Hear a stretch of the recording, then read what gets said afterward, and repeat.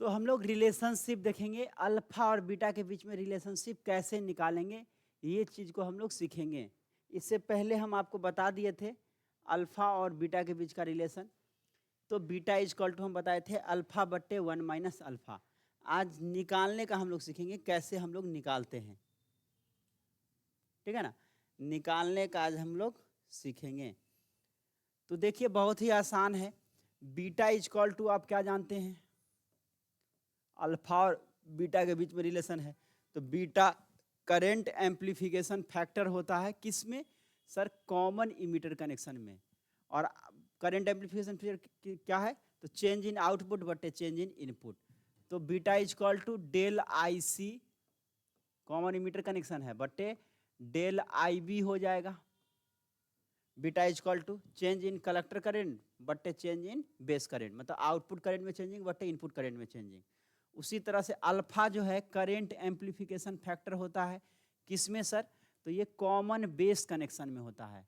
Common base connection में तो इसका क्या हो जाएगा, तो इसका आउटपुट करंट जो है कलेक्टर करंट हो जाएगा डेल आई सी बटे डेल आई ई। हो गया, अल्फा और बीटा का लिख लिए।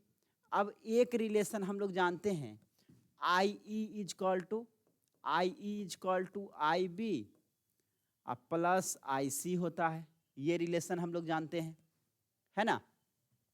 अब अगर हम लोग करेंगे change in emitter current del I E is equal to change in base current plus change in collector current, del I E is equal to del I B plus del I C. यहाँ से क्योंकि इस equation में del I B है, तो हम del I B is equal to अगर निकाल लें, del I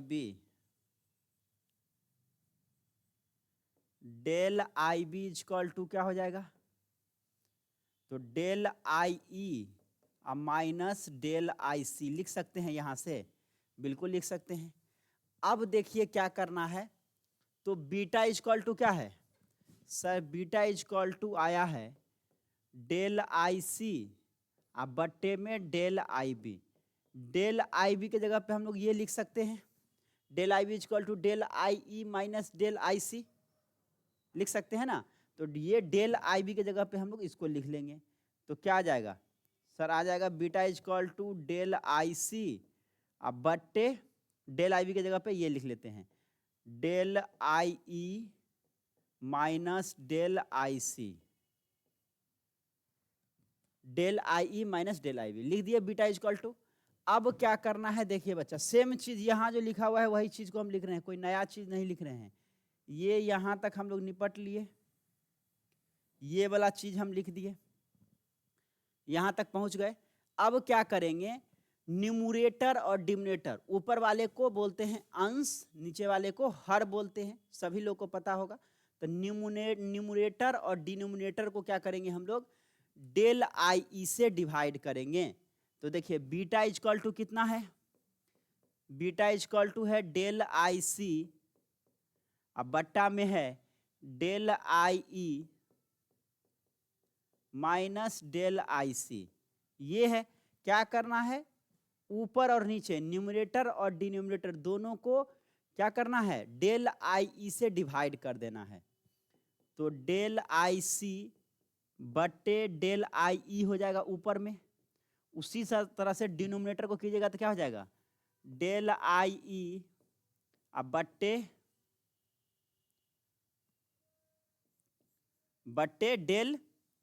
del I E बट्टे डेल आई ई माइनस क्या हो जाएगा, डेल आई सी बट्टा में डेल आई ई। होगा कि नहीं होगा ये बताइए, कमेंट करके बताइए, इतना होगा। अब काट दीजिए, डेल आई सी बट्टे डेल आई ई क्या होता है, डेल आई सी बट्टे डेल आई ई अल्फा होता है। तो नीचे में हम लोग जो है क्या लिख सकते हैं, बीटा का वैल्यू निकाल रहे थे ना, हाँ। तो बीटा इज इक्वल टू क्या हो जाएगा बुआ, बीटा इज इक्वल टू ऊपर में है डेल आई सी बट्टे डेल आई ई, मतलब अल्फा आ जाएगा बट्टे डेल आई ई बटे डेल आई, ये जो कटेगा तो 1 हो जाएगा, 1 माइनस डेल आई सी बटे डेल आई ई, क्या होता है, डेल आई सी बटे डेल आई ई अल्फा होता है, तो अल्फा आ गया। तो देखिए बीटा इजकल टू अल्फा बट्टे 1 माइनस अल्फा आ गया रिलेशन। इस चीज पे हम क्वेश्चन भी किए थे पहले, ये नया चीज आपके लिए नहीं है, इस चीज पे हम क्वेश्चन भी कर चुके हैं, है ना। तो मान लीजिए अगर रिलेशन निकालने के लिए देता है आपसे अल्फा और बीटा के बीच में, तो आपको इस तरह से निकाल देना है, ठीक है, इस तरह से आपको निकाल देना है। समझने में कोई दिक्कत है तो एक बार कमेंट करके बताएंगे, कहीं पे समझने में कोई दिक्कत आ रहा है तो बताइए एक बार। बहुत ही आसान है, क्या किए तो अल्फा बीटा के बीच में रिलेशन निकाला था, तो बीटा इजक्वल टू लिख लिए डेल आई सी बटे डेल आई बी, ये चेंज इन आउटपुट करेंट बटे चेंज इन इनपुट करेंट। उसी तरह अल्फा जो करेंट एम्पलीफिकेशन फैक्टर होता है कॉमन बेस कनेक्शन में, उसका लिख लिए डेल आई सी बटे डेल आई ई होता है। I E is equal to emitter current is equal to base current plus collector current होता है, ये पहले से हम लोग जानते हैं। Change in emitter current is equal to क्या हो जाएगा, change in base current plus change in collector current. यहाँ से del I V change in base current is equal to क्या हो जाएगा, del I E minus del I C. अब ये जो डेल आई वी निकला ये हम बीटा वाला इक्वेशन में पुट कर देंगे, तो पुट करेंगे तो बीटा डेल आई वी की जगह पे हम del I E minus del I C लिख सकते हैं इस इक्वेशन से, वही चीज लिख दिए। और उसके बाद क्या किए, न्यूमरेटर और डिनोमिनेटर दोनों को डेल आई ई से डिवाइड कर दिए, dividing the numerator and denominator of RHS of expression 3 by del I, ठीक है ना। आरएचएस का जो एक्सप्रेशन है उसको क्या किया हम लोग, डेल आई से कर दिए।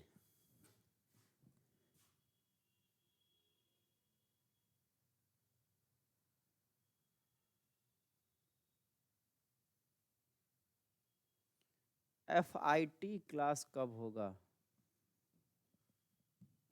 FIT कौन सा सब्जेक्ट है बच्चा, पूरा नाम लिखिए।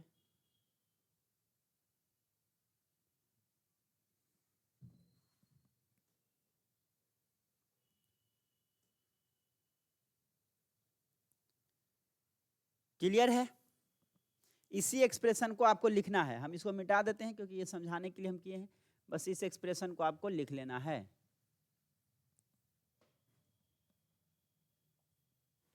समझ में आया, एक बार सभी लोग कमेंट करेंगे, कोई ऐसा स्टेप जो समझ में नहीं आया हो इसमें।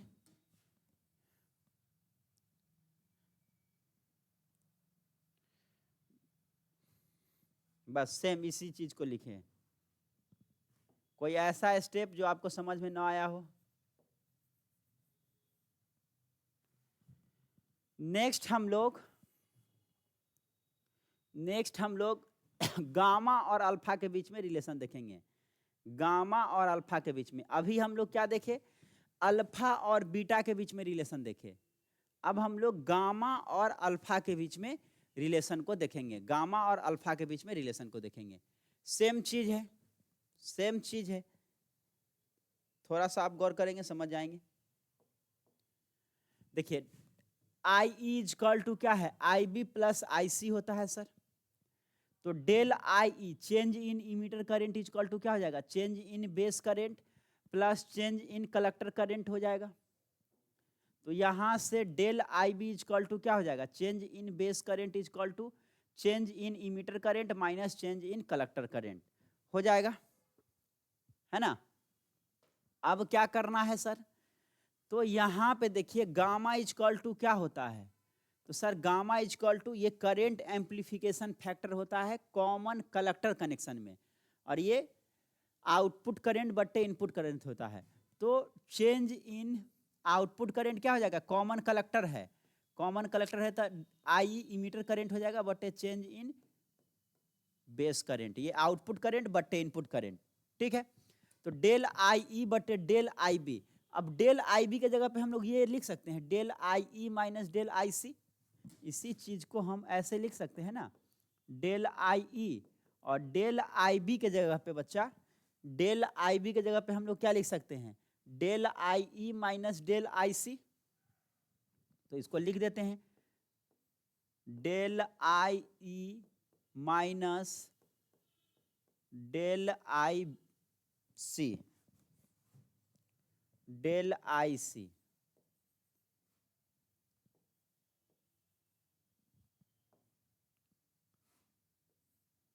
डेल आई ई बट्टे del I C.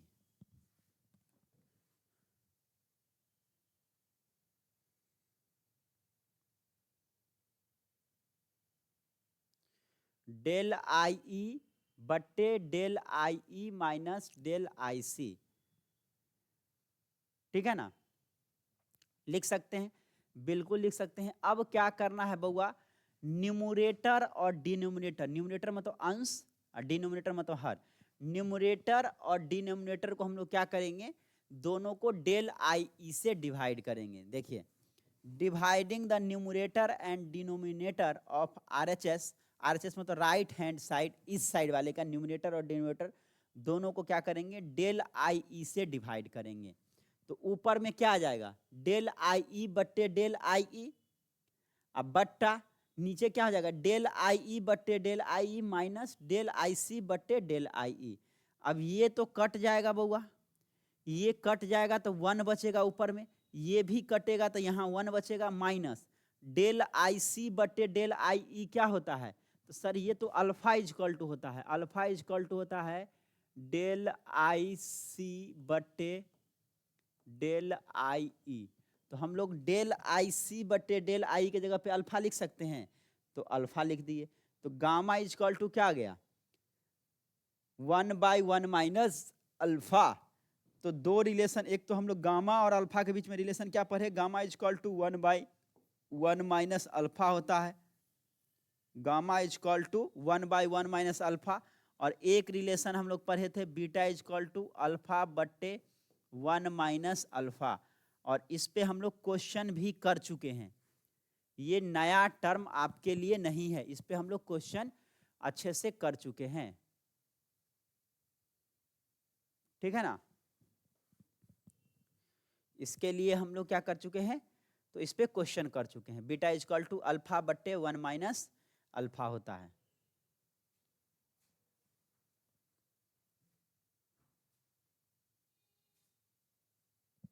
Beta is equal to alpha बट्टे 1 माइनस अल्फा।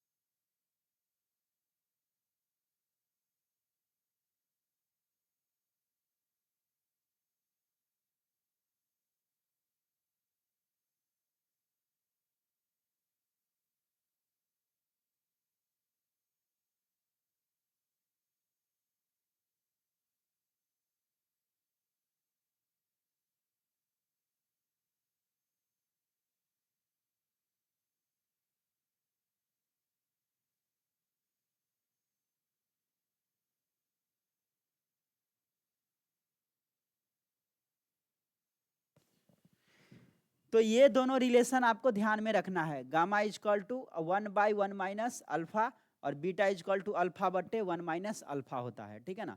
ये दोनों रिलेशन को जो है आपको ध्यान में रखना है, इस पे क्वेश्चन भी पूछता है, या मान लीजिए आपसे डेरिवेशन पूछेगा तो डेरिवेशन भी आप इसको कर सकते हो, ठीक है।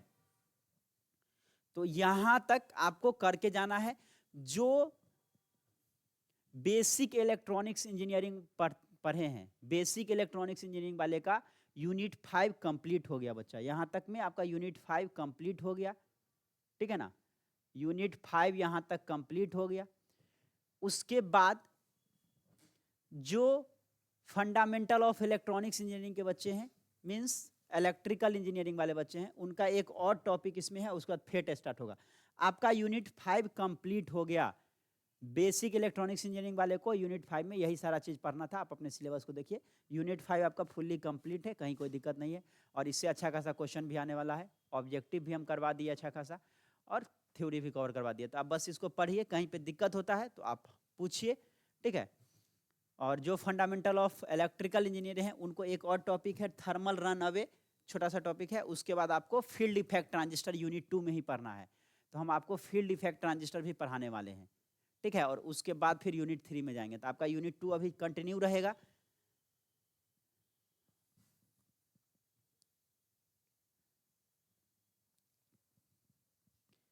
IT system and C programming की क्लास आपका होगा। जो वीडियो गया है उसको आप देख लीजिए निभा, ठीक है ना, जो वीडियो गया है उसको देख लीजिए।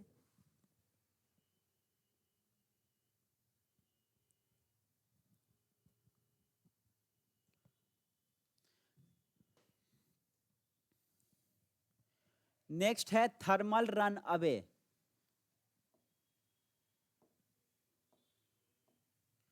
थर्मल रन अवे, ठीक है ना। थर्मल रन अवे की बात कर ले तो ये एक तरह का क्या होता है, कह सकते हैं थर्मल रन अवे एक तरह का डिमेरिट हो गया। ट्रांजिस्टर का क्या हो गया, डिमेरिट हो गया, ठीक है ना। ये अनस्टेबलाइजेशन को दिखाता है। Thermal run away in a bipolar junction transistor BJT is a phenomenon where an increase in temperature causes the transistor to become more conductive, leading to an increase in current flow.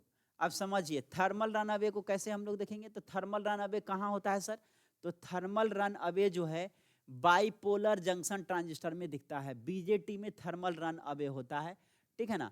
तो ये एक phenomena होता है where an increase in temperature. तो जैसे जैसे temperature को आप बढ़ाते हैं तो क्या होता है, ट्रांजिस्टर जो है ज़्यादा कंडक्टिव होता है। आपको हम बताए थे सेमीकंडक्टर जो होता है, सेमीकंडक्टर में negative temperature coefficient of resistance होता है। टेम्परेचर बढ़ाने पे रेसिस्टेंस का वैल्यू घटता है और कंडक्टिविटी बढ़ता है, ठीक है ना, कंडक्टिविटी बढ़ता है। तो जैसे जैसे आप टेम्परेचर को बढ़ाएंगे, जैसे जैसे टेम्परेचर इंक्रीज करेगा, ठीक है ना, तो क्या होगा, ट्रांजिस्टर जो है ज़्यादा कंडक्टिव होगा। ज़्यादा कंडक्टिव होने का मतलब क्या है, तो सर ज़्यादा करेंट फ्लो करेगा। जितना ज़्यादा कंडक्टिव होगा उतना अधिक करंट फ्लेगा, तो ज़्यादा करंट फ्लो करेगा। हम कह रहे हैं जैसे जैसे टेम्परेचर, मान लीजिए बीजेटी को जो आप जो है काम करना शुरू किए, ट्रांजिस्टर को यूज करना शुरू किए, तो टेम्परेचर इंक्रीज होगा। जैसे जैसे टेम्परेचर बढ़ेगा तो कंडक्टिविटी भी वैसे वैसे बढ़ेगा। कंडक्टिविटी बढ़ने का मतलब है जो करंट जो फ्लो करेगा वो भी इंक्रीज करेगा, leading to an increase in current flow. Conductivity बढ़ रहा है तो करंट का जो फ्लो है वो भी बढ़ेगा। करंट का जो फ्लो बढ़ेगा तो उसके कारण क्या होगा, वो हीट को जनरेट करेगा। This increase current flow generates more heat, further raising the temperature, creating a positive feedback loop. और जैसे जैसे करंट फ्लो करना शुरू होगा, ज़्यादा से ज़्यादा करंट फ्लो करेगा तो ज़्यादा हीट फ्लो करेगा, ज़्यादा हीट प्रोड्यूस करेगा। और ज़्यादा हीट प्रोड्यूस करेगा तो क्या करेगा, फर्दर रेजिंग द टेम्परेचर। जैसे आप टेम्परेचर को बढ़ाएंगे तो ये पॉजिटिव फीडबैक लूप क्रिएट कर लेगा, मतलब हीट ज़्यादा क्रिएट करेगा। तो उससे क्या होगा, आपका जो डिस्ट्रैक्शन होने का, मतलब जलने का या खराब होने का ट्रांजिस्टर का जो है चांस रहता है। If unchanged this can lead to the transistor overheating and potentially failing. अगर आप इसको अनचेक कर रखते हैं, मतलब इसको चेक नहीं करते हैं, आपको कंटिन्यूसली जो है टेम्परेचर बढ़ते जा रहा है, टेम्परेचर बढ़ते जा रहा है, तो ज़्यादा हीट प्रोड्यूस करेगा। ज़्यादा हीट प्रोड्यूस करेगा तो आपका ट्रांजिस्टर क्या हो जाएगा, खराब हो जाएगा या जल जाएगा, ठीक है ना। उसी को हम लोग थर्मल रन अवे बोलते हैं, ठीक है ना। जब ट्रांजिस्टर को हम लोग क्या करते हैं, यूज करते हैं तो टेम्परेचर बढ़ेगा। जैसे जैसे टेम्परेचर इंक्रीज करेंगे कंडक्टिविटी बढ़ेगा, कंडक्टिविटी बढ़ेगा मतलब करंट का फ्लो जो है बढ़ेगा। जैसे जैसे करंट फ्लो अधिक फ्लो करेगा, करंट हीट प्रोड्यूस करेगा, और वो जो हीट प्रोड्यूस करेगा वो एक तरह से पॉजिटिव फीडबैक लूप बना लेता है, ठीक है ना। और वो क्या करेगा, अगर उसको आप चेक नहीं करते हैं समय समय पे तो वो क्या हो जाएगा, जल जाएगा, खराब हो जाएगा। ओवर हीटिंग के कारण क्या हो जाएगा, जल जाएगा, ट्रांजिस्टर आपका जल जाएगा, शॉर्ट सर्किट हो जाएगा, ठीक है ना। तो हम लोग देखते हैं जो या तो कूलिंग सिस्टम लगाते हैं, देखेंगे पंखा वगैरह लगा रहता है, छोटा सा पंखा लगा रहता है जो कि उसको कूल करते रहता है, ठीक है ना। या फिर ओवर हीट को डिसिपेट करने के लिए, कम करने के लिए आप जो भी कर सकते हैं कि कंप्यूटर रूम में आप देखेंगे एसी रूम रहता है, computer room, most of the computer room जहाँ पे बहुत सारा कंप्यूटर लगा हुआ है तो वो रूम जो है एसी रहता है। क्यों, क्योंकि कंप्यूटर को ठंडा करके रखेगा, कूल करके रखेगा, टेम्परेचर डाउन करके रखेगा, तो ओवर हीट नहीं होगा, आईसी वगैरह जो ट्रांजिस्टर वगैरह है वो जलेगा नहीं, ठीक है ना। इसीलिए उसको कूल करके रखते हैं। उसी तरह से और भी जो भी होता है इंस्ट्रूमेंट, तो उसमें हम लोग क्या करते हैं, एक छोटा सा फैन लगा देते हैं, फैन लगा रहता है जो उसको कूल करके रखता है, ठंडा करके रखता है, जो जलने से बचाता है। समझे ना, क्या करता है, तो सर जलने से बचाता है, ठीक है ना। तो इसी को हम लोग क्या बोलते हैं, थर्मल रन अवे, ठीक है ना, थर्मल रन अवे। तो थर्मल रन अवे से क्या करना है, ट्रांजिस्टर को बचाना है, ठीक है। फंडामेंटल ऑफ इलेक्ट्रॉनिक्स इंजीनियरिंग वाले का एक और टॉपिक इसमें पढ़ना है, फेट के बारे में पढ़ना है, फील्ड इफेक्ट ट्रांजिस्टर के बारे में पढ़ना है, तो उनका यूनिट 2 कंटिन्यू रहेगा। जो बेसिक इलेक्ट्रॉनिक्स इंजीनियरिंग है जिनका, तो उनका यहाँ पे स्टॉप होता है, यहीं पे आप स्टॉप कर सकते हैं। ये टॉपिक आप नहीं भी पढ़ेंगे तो कोई दिक्कत नहीं है, यहाँ पे आप स्टॉप कर सकते हो। बेसिक इलेक्ट्रॉनिक्स इंजीनियरिंग वाले का यूनिट 5 कंप्लीट हो गया। यहाँ पे फंडामेंटल ऑफ इलेक्ट्रॉनिक्स इंजीनियरिंग का फील्ड इफेक्ट ट्रांजिस्टर को हम स्टार्ट करेंगे। तो मिलते हैं नेक्स्ट क्लास में। Thank you everyone.